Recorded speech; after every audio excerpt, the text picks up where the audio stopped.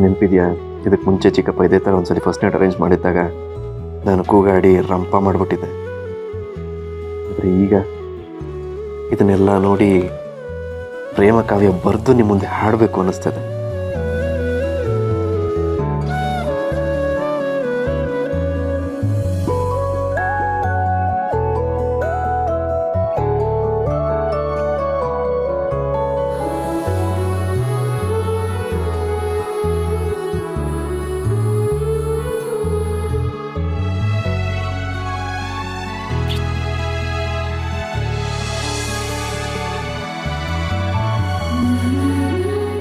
ಚೆಂದುಟಿಯ ಪಕ್ಕದಲ್ಲಿ ತುಂಬ ಹತ್ತಿರ ನಿಂತು ಗುರಿ ಇಟ್ಟು ಕಾಡಿಗೆಯ ಬೊಟ್ಟಿಡ್ಲ,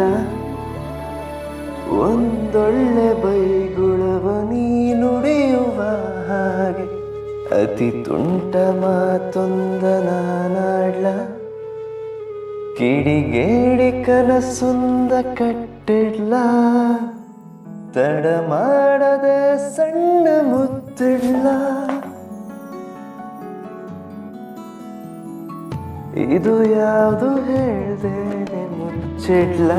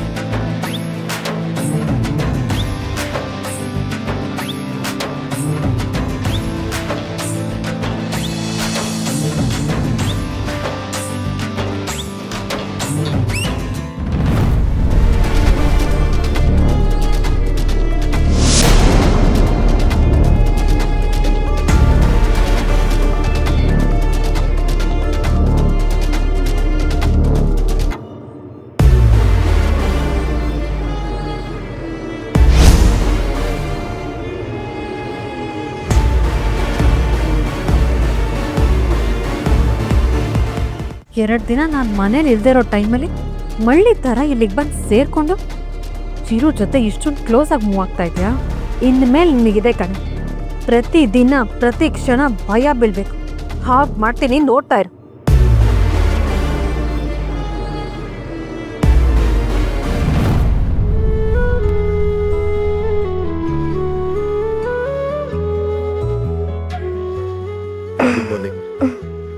ಸಾರಿ, ನನ್ನಿಂದ ನಿಮ್ಗೆ ಎಚ್ಚರ ಆಗೋಯ್ತು. ಪರವಾಗಿಲ್ಲ ಹಸ್ಬೆಂಡ. ಈ ಫಸ್ಟ್ ನೈಟ್ ನನ್ನ ಲೈಫ್ ಲಾಂಗ್ ಮುರಿಯಲ್ಲ. ಹಾಗೆ ಯಾಕೆ ಮಾತು? ನಂಗೆ ತುಂಬ ಕೆಲಸ ಇದೆ, ನೀವು ಎದ್ದು ಸ್ನಾನ ಮಾಡಿ ರೆಡಿಯಾಗಿ.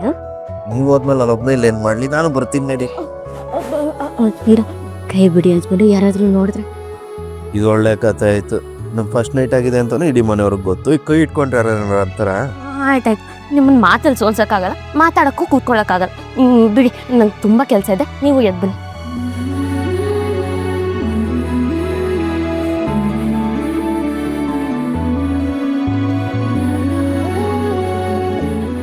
ಸ್ವಾಗತ ಸುಸ್ವಾಗತ, ವೆಲ್ಕಮ್.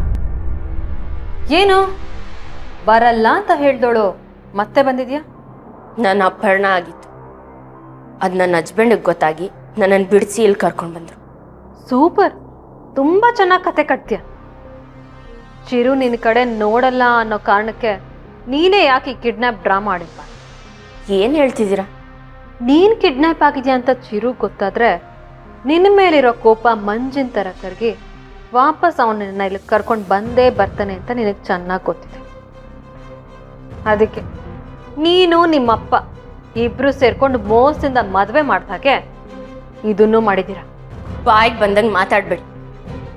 ನಾನಿಲ್ಲಿರೋದು ನನ್ನ ಗಂಡನ ಜೊತೆ. ನಿಮ್ಗೆ ಎಷ್ಟು ಅಧಿಕಾರ ಇದೆಯೋ ಈ ಮನೇಲಿರೋಕ್ಕೆ, ನನಗೂ ಅಷ್ಟೇ ಅಧಿಕಾರ ಇದೆ. ಅಷ್ಟೇ ಅಲ್ಲದೆ ನಾನು ಯಾರ ಹಂಗಲ್ಲೂ ಬದುಕ್ತಿಲ್ಲ, ನನ್ನ ಗಂಡನ ಜೊತೆ ಬದುಕ್ತಿದ್ದೀನಿ. ಸಾಲದೆ ಟೇಲರಿಂಗು ಮಾಡ್ತಿದ್ದೀನಿ. ಅದು ಏನು ಟೈಲರಿಂಗ್ ಮಾಡ್ತಿದ್ಯೋ ಆ ದೇವರಿಗೆ ಗೊತ್ತು. ಮೋಸದಿಂದ ಚಿರುಗೆ ಮದುವೆ ಮಾಡಿಸಿದ ವಂಶ ನೀವು. ಈಗಲೂ ತೊಲೆಲೆಲ್ಲ ಬರೀ ಕೆಟ್ಟ ಬುದ್ಧಿ. ಸೌಂದರ್ಯ,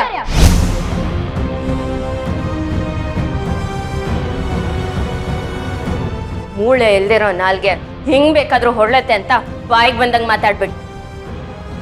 ನನ್ನ ಮನೆಯವ್ರ ಬಗ್ಗೆ ಮಾತಾಡಕ್ ಮುಂಚೆ ಒಂದ್ಸಲ ಅಲ್ಲ 100 ಸಲ ಯೋಚನೆ ಮಾಡಿ. ಸ್ವಲ್ಪನೂ ನಾಚಿಕೆ ಮಾನ ಮರ್ಯಾದೆ ಅನ್ನೋದೇ ಇಲ್ಲ.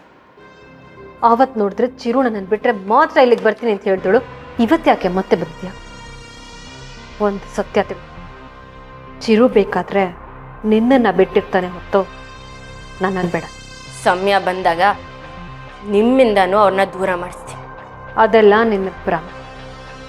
ಅವನ ಜೊತೆ ರೊಮ್ಯಾನ್ಸ್ ಮಾಡ್ಕೊಂಡು ಖುಷಿಯಾಗಿರ್ಬೋದು ಅಂತ ಅನ್ಕೊಂಡಿದ್ರೆ ಮೊದಲು ಆ ಭ್ರಮೆಯಿಂದ ಆಚೆ ಬಾ. ಬರ್ದೇ ಹೋದ್ರೆ ಜಿಗಣಿ ರಕ್ತ ಹೀರೋ ಹಾಗೆ ನಿನ್ನನ್ನು ಇಂಚು ಕಾಡ್ತೀನಿ.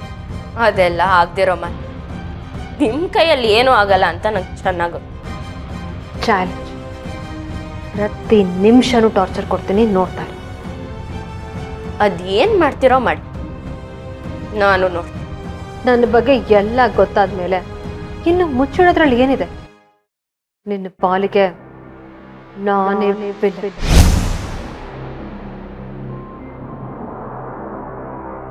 ಯಾಕೆ ದೀಪ ಊರಲ್ಲೇ ಇಷ್ಟು ದಿನ ಉಳ್ಕೊಂಡ್ಬಿಟ್ಟೆ? ಪಾಪ ಚಿರು ನಿನ್ ಬಗ್ಗೆ ಎಷ್ಟು ಯೋಚನೆ ಮಾಡ್ತಿದ್ದ ಗೊತ್ತಾ?